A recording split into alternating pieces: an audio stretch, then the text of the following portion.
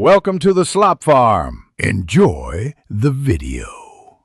You begin by confirming which account type you're changing. Apple ID changes differ from a map or exchange. Once done, make sure you have the new password and a working Wi-Fi or cellular connection. Open Settings, tap Mail, then Accounts to view linked accounts. You want to locate the specific mail account now. Do not tap Apple ID unless you mean the device sign-in. Instead, select the mail account you need to update so you can edit its settings immediately. You now tap the mail account and choose Account to reveal editable fields. This is where the actual password lives.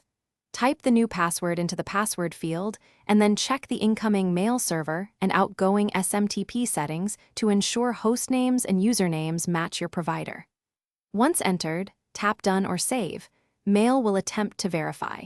If verification stalls, make sure your credentials are exact and that server ports and SSL settings are correct before proceeding to final checks. Finish by composing a short test email and checking the inbox to confirm send/receive.